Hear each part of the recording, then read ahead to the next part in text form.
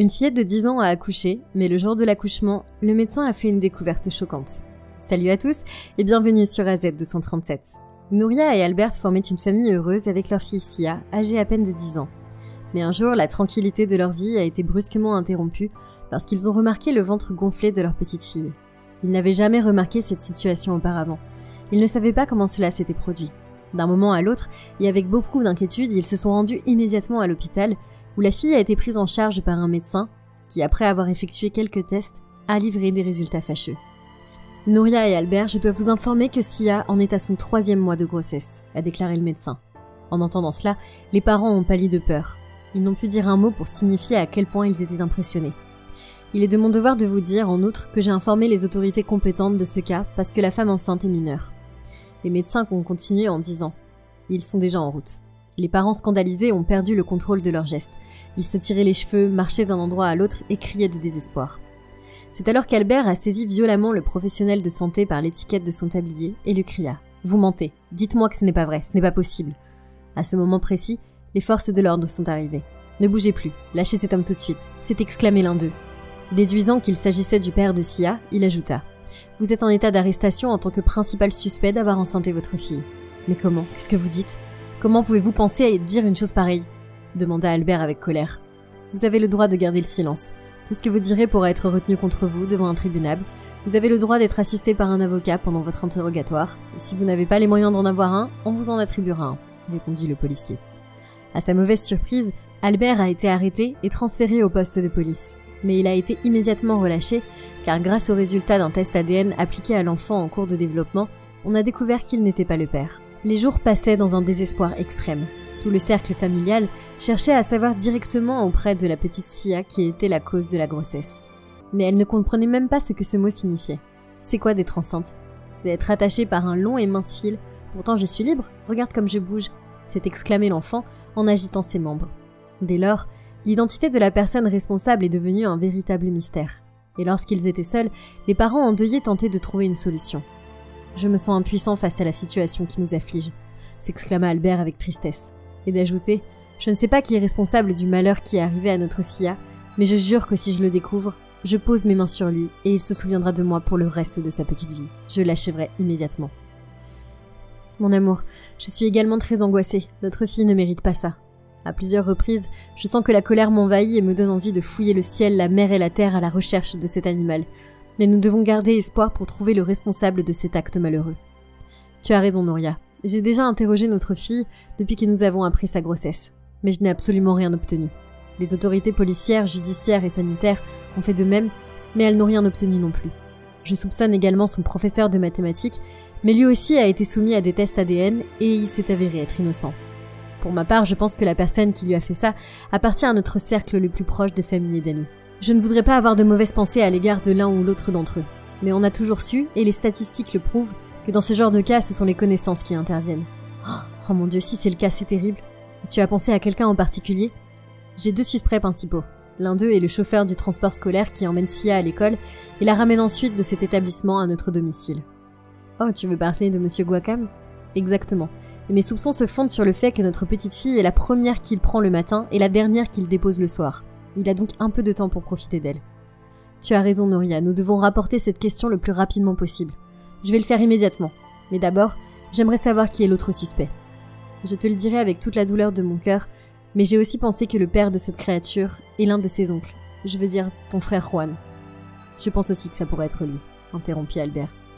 Depuis que notre fille a été laissée à sa charge lorsque nous devions rester plus tard à notre travail, ce Juan est devenu une vraie crapule. Je pense la même chose, mais il faut se calmer car ce sont que des conjectures. En tout cas, nous allons prévenir les autorités. Monsieur Guaquin et Juan ont tous les deux été soumis à des interrogatoires poussés et à des tests ADN pour déterminer si l'un d'entre eux était bien le géniteur de la créature. Mais ils étaient négatifs, tout comme pour une longue liste de personnes, y compris les oncles, les professeurs, les grands-parents et les cousins. Le même type de test leur a été appliqué, mais ils étaient tous innocents. Les jours et les semaines passaient sans que l'on trouve l'auteur de cet acte infâme. Jusqu'à ce que le 9e mois de gestation soit achevé. Au moment de l'accouchement, Albert et Nouria éprouvaient un mélange d'émotions contradictoires, car d'une part, ils ressentaient de la tristesse et de la colère, en sachant que Sia allait devenir mère à l'âge de 10 ans, car victime d'un acte criminel odieux. D'autre part, il se réjouissait de l'arrivée d'un nouveau petit ange qui n'avait rien à se reprocher puisqu'il venait au monde de cette manière, sans aucun désagrément. Finalement, l'obstétricienne est parvenue à mettre au monde la créature baptisée Raoul, qui a été transférée dans la salle de soins intensifs néonatale afin que Sia puisse se détendre après l'accouchement. La professionnelle de santé lui a mis dans les mains sa paire de poupées préférées. « Oh, mes amis, vous les avez-vous eues ? J'ai demandé à tes parents de te les apporter pour te tenir compagnie dans ce moment très spécial de ta vie. Merci beaucoup, je suis heureuse, youpi !» La jeune fille a commencé à jouer avec ses poupées, et après quelques minutes, elle les a placées l'une sur l'autre, simulant une position de nature sexuelle évidente.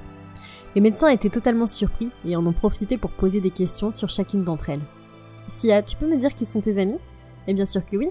Regardez, celui du bas c'est moi, et celui du haut c'est Furman. »« Et que peux-tu me dire sur Furman ?» demanda l'obstétricienne stupéfaite. « Bien sûr, c'est mon voisin et mon meilleur ami. Il a 2 ans de plus que moi. Il a 12 ans et de temps en temps il vient jouer chez moi. Souvent nous sommes seuls dans la chambre pendant que nos mères passent des heures et des heures à parler de nombreux sujets. Et elles sont de grandes amies depuis l'enfance. » Après avoir entendu ça, le mystère a été résolu. Le médecin a donc appelé les parents pour les informer de ce que Sia venait de lui dire. Ceux-ci étaient évidemment choqués par la nouvelle. Dans la journée, on a amené Furman qui a été soumis à un test ADN qui n'a fait que confirmer qu'il était le père biologique de Raoul. Lorsqu'on a demandé aux enfants les raisons qui les avaient poussés à avoir des relations sexuelles, ils ont affirmé ne pas comprendre la question. « De quoi parlez-vous » a demandé Furman avec une innocence évidente. L'une des adultes leur a demandé de bien vouloir jouer avec les poupées. Pour faciliter la compréhension de l'enfant, la petite fille les a mis l'une sur l'autre et a fait immédiatement remarquer que l'une d'entre elles la représentait et l'autre son amie.